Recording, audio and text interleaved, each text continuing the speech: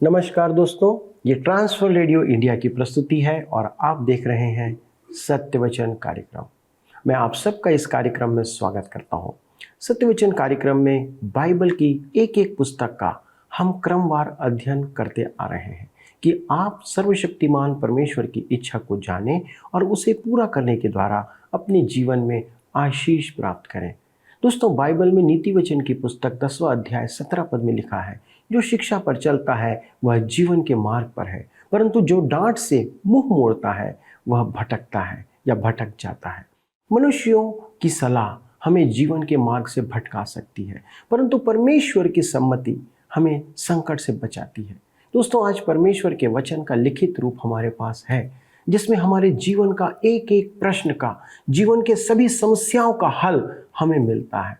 कई बार हम अपनी जटिलतम दुविधाओं और समस्याओं का हल अपनी बुद्धि और लोगों की सलाह के अनुसार करने का प्रयास करते हैं और तब हम संकट में पड़ जाते हैं।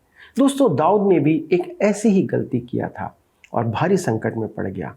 आज पहला इतिहास की पुस्तक से हम इसे देखेंगे और जानेंगे कि परमेश्वर हमारे जीवन से क्या चाहता है।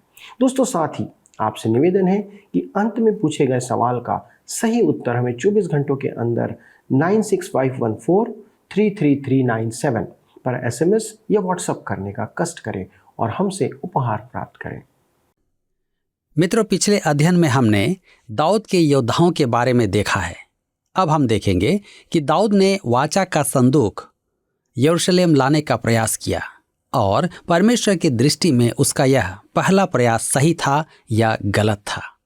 आपको स्मरण होगा कि न्यायों की पुस्तक में वाचा का संदूक युद्ध के मैदान में पलिश्ती इस्राएल से छीनकर ले गए थे।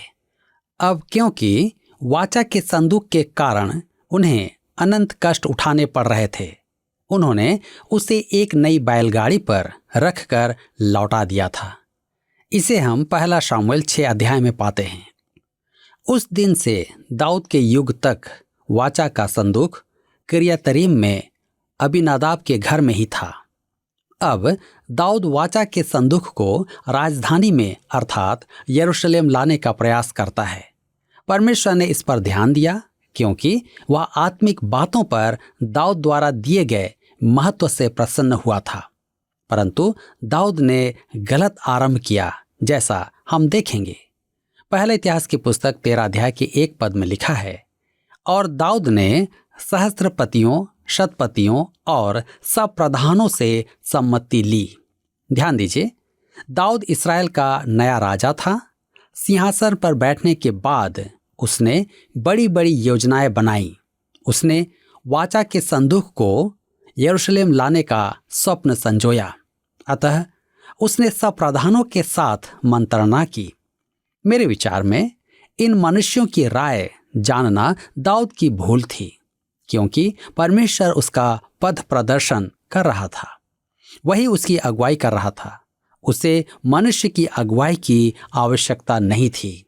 जैसा मैं देख रहा हूं, आज कलीसिया में गहन समस्याएं उत्पन्न हो रही हैं, क्योंकि मनुष्य, विशेष करके समितियां, अपने निर्णय लेना चाहते हैं। समस्या तो उत्पन्न होगी ही, क्योंकि ये मनुष्य निर्णय लेने के लिए आत्मिकता से सुसज्जित नहीं है। मित्रों, अनेक बार उनके अनुचित निर्णय मसीह के काम को क्षतिग्रस्त करते हैं।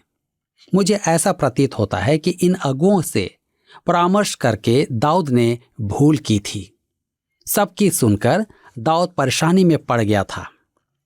पहला इतिहास की पुस्तक 13 अध्याय के 2 और 3 पद में लिखा है, तब दाऊद ने इस्राएल की सारी मंडली से कहा, यदि यह तुमको अच्छा लगे और हमारे परमेश्वर की इच्छा हो, तो इस्राएल के सब देशों में जो हमारे भाई रह गए हैं और उनके साथ जो याजक और लेवीय अपने अपने चराई वाले नगरों में रहते हैं, उनके पास भी यह कहला भेजें कि हमारे पास इकट्ठा हो जाओ और हम अपने परमेश्वर के संदूक को अपने यहाँ ले आएं, क्योंकि शाऊल के दिनों में हम उसके समीप नहीं जाते थे।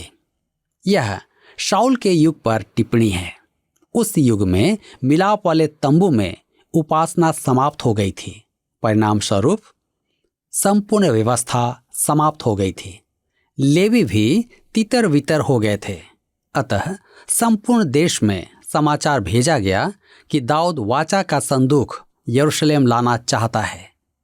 पहला इतिहास 13:4 में लिखा है, तब समस्त मंडली ने कहा कि वे ऐसा ही करेंगे, क्योंकि यह बात उन सब लोगों की दृष्टि में उचित मालूम हुई। निर्णय निर्विरोध था। सब चाहते थे कि वाचा का संदूक यरूशलेम आए। पहला इतिहास 13:5 में लिखा है, अतः दाऊद ने मिस्र के शीहोर से ले हमात की घाटी तक के सब इस्राएलियों को इसलिए इकट्ठा किया कि परमेश्वर के संदूक को किर्यत्यारीम से ले आए। पहला शमूएल 7 में हमने देखा था कि वाचा का संदूक किर्यत्यारीम में था, क्योंकि पलिश्तियों पर उसके कारण विपत्ति आ रही थी। पहला इतिहास 13:6 में लिखा है, तब दाऊद सब इस्राएलियों को संग लेकर बाला को गया, जो किर्यत्यारीम भी कहलाता था और यहूदा के भाग में था, कि परमेश्वर यहोवा का संदूक वहां से ले आए।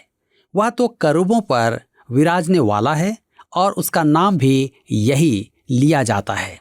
परमेश्वर वाचा के संदूक में वास नहीं करता था, न ही वह करूबों पर विराजमान था, परंतु उसने इस्राएल से भेंट करने के लिए वह स्थान निश्चित किया था।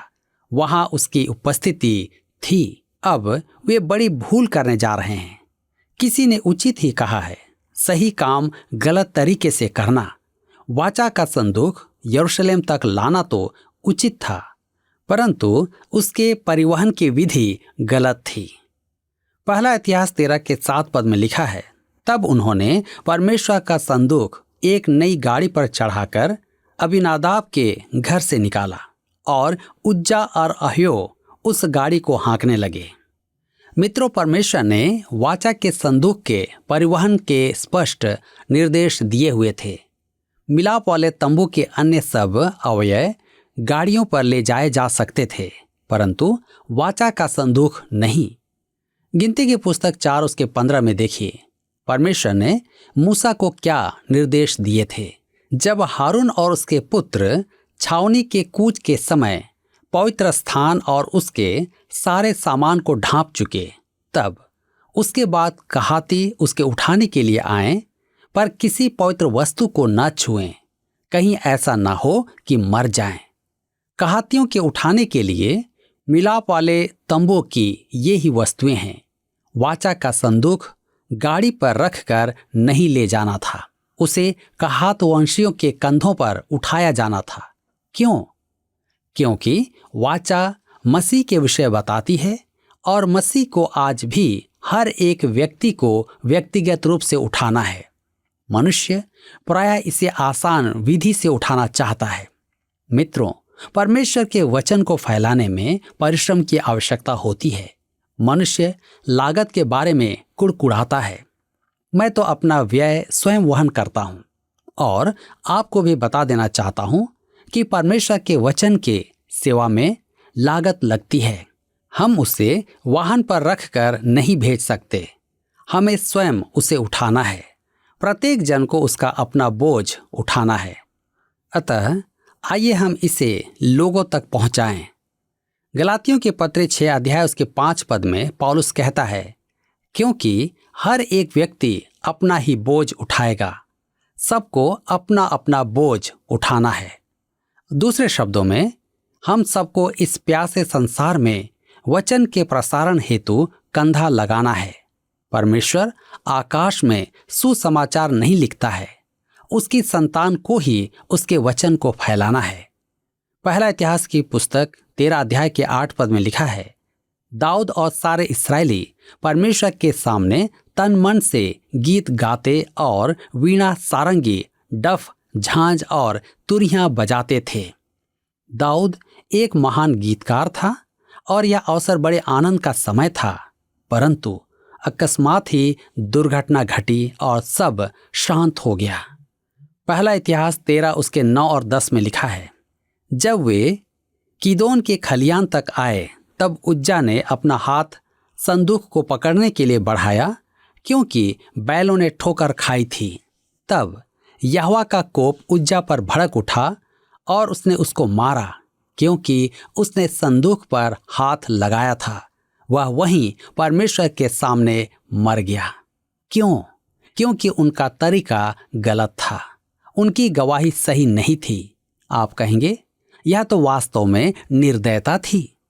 उसने केवल हाथ ही तो लगाया था। पहले तो यह जान लीजिए कि वाचा के संदूक को बैलगाड़ी पर नहीं रखना था। दूसरी बात, वाचा के संदूक को उज्जा के सहारे की आवश्यकता नहीं थी। आज अनेक जन प्रभु के कामों में हाथ डाल रहे हैं, जबकि उन्हें ऐसा नहीं करना है। वे परमेश्वर के काम में हस्तक्षेप कर रहे हैं। मैं आपको ऐसे अनेक उदाहरण दे सकता हूं। अति संभव है कि मनुष्यों के मन में अच्छाई का विचार है, परंतु वे परमेश्वर की रीति से काम नहीं कर रहे हैं। परिणाम यह होता है कि आशीषें प्राप्त नहीं होती हैं। ठीक ऐसा ही वाचा के संदूक के साथ था। हाथ लगाने वाला व्यक्ति हटा दिया गया। पहला इतिहास 13:11 में लिखा है, तब दाऊद अप्रसन्न हुआ, इसलिए कि यहोवा उज्जा पर टूट पड़ा था, और उसने उस स्थान का नाम पेरेसुज्जा रखा। यह नाम आज तक बना है। दाऊद अप्रसन्न था। आप भी तो अप्रसन्न ही होते, और आज का आलोचक भी अप्रसन्न होता। पहला इतिहास 13:12 में हम पढ़ते हैं, उस दिन दाऊद परमेश्वर से डर कर कहने लगा, मैं परमेश्वर के संदूक को अपने यहाँ कैसे ले आऊं। मेरे मित्रों, कितनी बार हम अपनी ही विधि काम में लेते हैं, और जब सफल ना हो तो परमेश्वर को दोष देते हैं। हम कहते हैं, मैं प्रभु के लिए यह कैसे करूं। अतः परमेश्वर की रीति से करो, उसके हाथ में दे दो। अंततः दाऊद ने भी यही किया। हम पहला इतिहास 13 उसके 13 और 14 में पढ़ते हैं, तब दाऊद संदूक को अपने यहाँ दाऊदपुर में ना लाया, परंतु ओबेदेदोम नामक गती के यहाँ ले गया। और परमेश्वर का संदूक ओबेदेदोम के यहाँ उसके घराने के पास 3 महीने तक रहा, और यहोवा ने ओबेदेदोम के घराने पर और जो कुछ उसका था उस पर भी आशीष दी। मेरे मित्रों, घटना का यहाँ अंत होता है। इस समय वाचा का संदूक यरूशलेम नहीं लाया जा सकता था। परमेश्वर उसके संरक्षण को आशीषें दे रहा था। अब दाऊद का ध्यान किसी और बात पर जाता है। आइए हम देखें राजा दाऊद की समृद्धि। अध्याय 14 में हम देखते हैं कि परमेश्वर दाऊद को समृद्धि प्रदान करता है और उसकी ख्याति दूर दूर तक जाती है। पहला इतिहास 14 के 1 में लिखा है, सोर के राजा हिराम ने दाऊद के पास दूत भेजे और उसका भवन बनाने को देवदारू की लकड़ी और राजमिस्त्री और बढ़ई भेजे। दाऊद और हिराम अच्छे मित्र थे। यह भी लिखा है कि हिराम दाऊद से प्रेम रखता था। दाऊद के राज्य के आरंभ में हिराम उसका महल तैयार करने में सहायता करता है। पहला इतिहास 14 के 2 और 3 में लिखा है, तब दाऊद को निश्चय हो गया कि यहोवा ने उसे इस्राएल का राजा करके स्थिर किया है, क्योंकि उसकी प्रजा इस्राएल के निमित्त उसका राज्य अत्यंत बढ़ गया था। यरूशलेम में दाऊद ने और स्त्रियों से विवाह कर लिया और उनसे और बेटे बेटियां उत्पन्न हुई। आप शायद सोच रहे होंगे, परमेश्वर ने ऐसा होने दिया। जी हाँ, परमेश्वर ने आपत्ति नहीं उठाई, परंतु परमेश्वर ने इसका अनुमोदन नहीं किया। इसके कारण अंततः परमेश्वर का दंड उस पर पड़ेगा और वह आजीवन दुख उठाएगा। यह अनुचित काम था। यहाँ इसका उल्लेख करने का अर्थ नहीं कि परमेश्वर बहुपत्नी विवाह को मान्यता देता है, परंतु यह कि वह हमें मान्यता देता है, परंतु यह कि वह हमें ऐतिहासिक तथ्य बताना चाहता है। आगे चलकर हम परमेश्वर का व्यवहार देखेंगे। पहला शमूएल 27 में एक बार तो पलिश्तियों ने दाऊद को अपना साथी समझा था, क्योंकि वह शाऊल से भाग रहा था, परंतु अब क्योंकि वह अपने लोगों में लौट आया है और इस्राएल का राजा बन गया है, पलिश्ती उसकी जान के पीछे लग गए। पहला इतिहास की पुस्तक 14 अध्याय उसके 9 से 12 पद में आगे लिखा है, पलिश्ती आए और रपाइम नामक तराई में धावा बोला। तब दाऊद ने परमेश्वर से पूछा, क्या मैं पलिश्तियों पर चढ़ाई करूं और क्या तू उन्हें मेरे हाथ में कर देगा? यहोवा ने उससे कहा, चढ़ाई कर, क्योंकि मैं उन्हें तेरे हाथ में कर दूंगा। इसलिए जब वे बाल परासीम को आए तब दाऊद ने उनको वहीं मार लिया। तब दाऊद ने कहा, परमेश्वर मेरे द्वारा मेरे शत्रुओं पर जल की धारा के समान टूट पड़ा है। इस कारण उस स्थान का नाम बाल परासीम रखा गया। वहां वे अपने देवताओं को छोड़ गए और दाऊद की आज्ञा से वे आग लगाकर फूंक दिए गए। पलिश्तियों पर दाऊद की यह एक महान विजय थी। इस्राएल पलिश्तियों पर विजय पाने में अधिक सफल नहीं रहा था। हम पहला इतिहास की पुस्तक 14 अध्याय उसके 13 और 14 पद में पढ़ते हैं। यहाँ पर इस प्रकार से लिखा है, फिर दूसरी बार पलिश्तियों ने उसी तराई में धावा बोला। तब दाऊद ने परमेश्वर से फिर पूछा और परमेश्वर ने उससे कहा, उनका पीछा मत कर, उनसे मुड़कर तूत के वृक्षों के सामने से उन पर छापा मार। ध्यान दीजिए, दाऊद सोच सकता था, अतः मैं तो पलिश्तियों पर पहले भी विजयी हुआ हूं और सीधा युद्ध करने निकल पड़ता, परंतु उसने ऐसा नहीं किया। उसने परमेश्वर से पूछा और परमेश्वर ने उससे कहा कि सामना करने की अपेक्षा तूत के वृक्षों तक पीछे हट जाए, क्योंकि वह स्थान उसके लिए लाभकारी होगा। अनेक विश्वासी परमेश्वर पर विश्वास करने के बहाने उसकी परीक्षा लेते हैं। वे परमेश्वर पर विश्वास करने को एक व्यापार या समझौता आदि कुछ बना देते हैं। वे कहते हैं कि यह उनके विश्वास का प्रमाण है, परंतु उनके पास क्या आश्वासन है कि जैसा वे करते हैं वह परमेश्वर की इच्छा है? मेरे मित्रों, परमेश्वर चाहता है कि आप और मैं पवित्र बुद्धि काम में लें। मैं ऐसे मनुष्यों को जानता हूं जो अपनी कल्पना को विश्वास कहते हैं। वे कहते हैं कि वे विश्वास करके कोई काम कर रहे हैं, जबकि परमेश्वर की ओर से उन्हें ऐसा कोई संकेत नहीं मिला है। परमेश्वर चाहता है कि हम पवित्र बुद्धि काम में लें और उसके मार्गदर्शन की बाट जोहें। विश्वास कहलाने वाली प्रत्येक बात आवश्यक नहीं कि विश्वास हो। मैंने मनुष्यों को इस रीति से विश्वास का विनाश करते देखा है। एक बार मेरी कलीसिया की एक महिला आकर मुझसे कहने लगी कि वह विश्वास की चंगाई के लिए जा रही है। मैंने उससे मना किया। मैं चाहता था कि वह डॉक्टर के पास जाए। वह कहने लगी, ओह पास्टर, आप कैसे गलत हैं। परमेश्वर मुझे निश्चय ही चंगा करेगा। आपके विचार में मुझे इस चंगाई देने वाले के पास नहीं जाना चाहिए, परंतु मैं जाऊंगी और चंगाई पाऊंगी। वह गई और उसे मुक्ति नहीं मिली। वह विमूढ़ हो गई।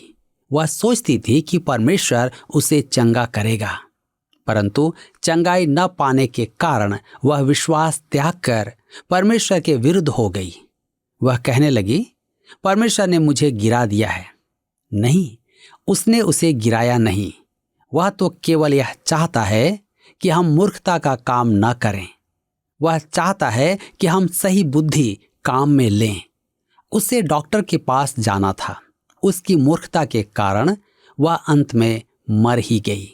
मेरे मित्रों, हमें परमेश्वर पर भरोसा रखना चाहिए, परंतु हमें सुनिश्चित भी करना है कि हम उससे निर्देश पा रहे हैं या नहीं।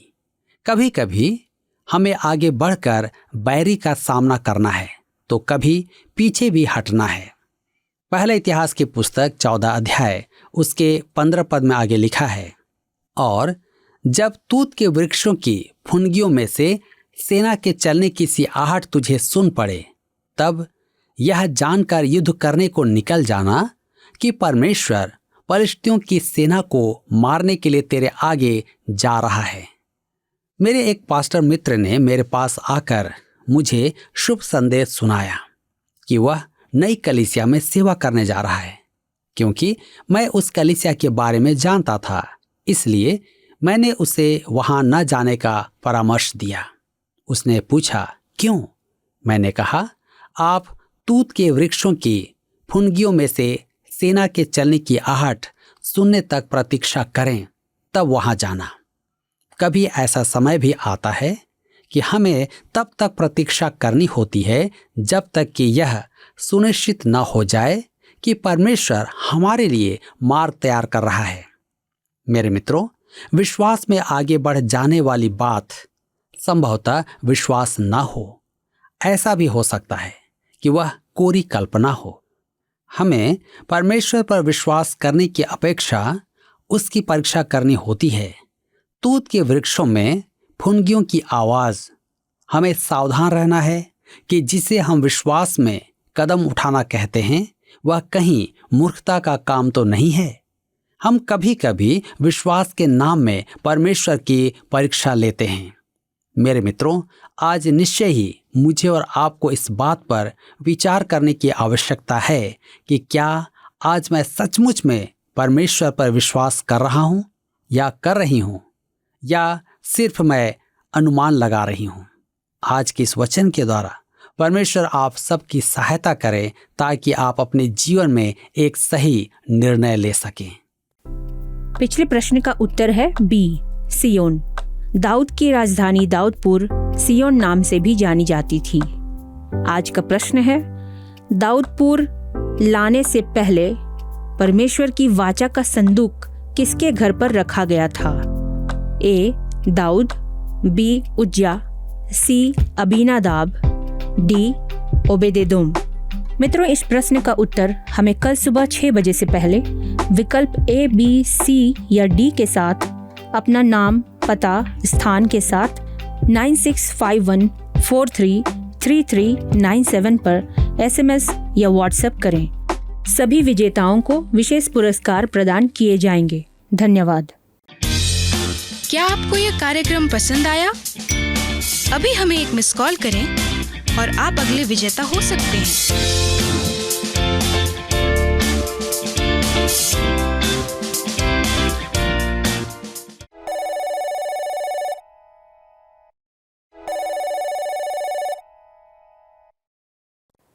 दोस्तों, आप इस बात को जानेंगे और देखेंगे कि बाइबल में इतिहास की कुछ ऐसी बातें अंकित हैं जो सुनने में और पढ़ने में हमारे मन को कभी कभी अच्छी नहीं लगती हैं या भली नहीं लगती है, लेकिन इसलिए कि यह बाइबल में लिखी हुई है, हम उसे सिद्धांत के रूप में मानने की भूल कर देते हैं। हमें उसे सही रीति से जानना होगा कि वह गलती है या शिक्षा की बात है। आपने देखा कि दाऊद 2 गलतियां करता है। एक गलती का फल उसे तुरंत मिला, पर दूसरी गलती का फल उसे बाद में मिलता है। यह इस बात को भी प्रकट करता है कि हम में से कोई भी क्यों ना हो, उसके लिए गलत गलत ही है। परमेश्वर हमेशा उन बातों का लेखा लेता है। परमेश्वर ने हम में से हर एक को मसीह की कलीसिया की सेवा के लिए अलग किया है कि एक दूसरे की उन्नति के लिए उपयोग में आए। कुछ कलीसिया की सेवा के लिए विशेष रूप से चुने जाते हैं कि कलीसिया को अपना उत्तम निर्णय दें या उत्तम योगदान प्रदान करें। लेकिन दुर्भाग्यवश कलीसिया आज अनपेक्षित परिस्थितियों का सामना कर रही है, क्योंकि दाऊद के समान हम अपने विचारों के आधार पर फैसले लेते हैं और फैसले देते हैं। आज पवित्र शास्त्र हमारे बीच में है। हमारे विचार और कमेटी के विचार यदि वचन के आधार पर ना हो, यदि हम वचन के आधार पर अपने निर्णय नहीं बनाते हैं, तो कलीसिया समस्याओं का सामना करेगी, और यदि हम बनाएंगे तो कलीसिया समस्याओं का सामना कभी नहीं करेगी। दाऊद ने अगुओं और आम लोगों की सहमति चाही, लेकिन कई बार हम देखते हैं कि आम सहमति को परमेश्वर का समर्थन नहीं मिल पाता है। यदि वचन स्पष्ट कहता है तो हमें वचन के साथ जाना पड़ेगा, वचन के अनुसार चलना पड़ेगा और परमेश्वर से हमें अगुवाई प्राप्त करनी चाहिए। आइए दोस्तों, प्रार्थना करें कि हर कलीसिया परमेश्वर के वचन को अपने निर्णयों का मूल आधार बनाए। मूलभूत आधार यदि आपके निर्णय का कुछ हो तो वो केवल परमेश्वर का वचन हो। आइए हम इस बात के लिए प्रार्थना करें और अपनी कलीसियाओं के लिए आज प्रार्थना करें। हमारे स्वर्गीय पिता, हम धन्यवाद देते हैं प्रभु यीशु क्रिस्ट में होकर कि प्रभु आपने हमें ना केवल चुना परंतु प्रभु हमें उस कलीसिया का अंग बनाया, जिसके लिए प्रभु यीशु आपने कहा कि इस पर अधोलोक के फाटक कभी प्रबल ना होंगे। प्रभु हम धन्यवाद देते हैं कि आपने मसीह यीशु के द्वारा से हमें उस अधोलोक के पाप के दंड से बचा रखा है। प्रभु हम प्रार्थना करते हैं कि आज कलीसिया का जो छोटा रूप इस पृथ्वी पर पाया जाता है, हम देखते हैं प्रभु अनेक प्रकार की समस्याएं आज इन कलीसियाओं में व्याप्त हैं। प्रभु विभिन्न प्रकार की बातें प्रभु हमें कलीसिया के बारे में सुनने को मिलती है। प्रभु हम पाते हैं कि बहुत सारे अगुवे इस रीति से पाए जाते हैं जिनकी गवाही प्रभु आज समाज में उपयुक्त नहीं है।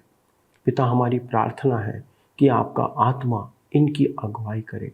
प्रभु होने दे कि ये कलीसिया आपकी जो दुल्हन है प्रभु ये शुद्ध और साफ पाई जाए और हम जो आपके निवास स्थान है प्रभु हमारे जीवन से सदा आपको महिमा मिले। पिता, हमारे अगुओं के लिए विशेष विनती करते प्रभु कि हमारे सारे अगुए, चाहे वो पासवान हो, बिशप हो, चाहे वो सेक्रेटरी लेवल के हों या अन्य प्रकार के, हर एक को प्रभु आप अपने वचन से संभालें, अपनी आत्मा का सहारा उन्हें दें कि वे जिस जिम्मेदारी पर हैं प्रभु उसे विश्वास योग्यता और ईमानदारी से करते हुए कलीसिया की जिम्मेदारियों को पूरी करें। हमारे सभी दर्शकों के लिए विशेष प्रार्थना करते प्रभु जो इन दिनों में हमारे साथ जुड़े हुए हैं, जिनके पास बहुत सी अपनी समस्याएं हैं, प्रभु आप उनके लिए एक अच्छा मार्ग निकालें ताकि वे अपनी समस्याओं से दूर होकर आपकी महिमा को अपने जीवन में देखने पाएं। आदर और महिमा के साथ इस विनती को प्रभु यीशु क्रिस्ट के नाम से मांगते हैं, आमीन। दोस्तों, आज के दिन आपकी उपस्थिति के लिए फिर से आपको धन्यवाद। अगले प्रसारण में हम फिर मिलेंगे और इस अध्ययन को आगे बढ़ाएंगे। तब तक जी हाँ, परमेश्वर के वचन का अध्ययन और मनन करते रहें। प्रभु आपको अनेक अनेक आशीष दे। जय मसीह की।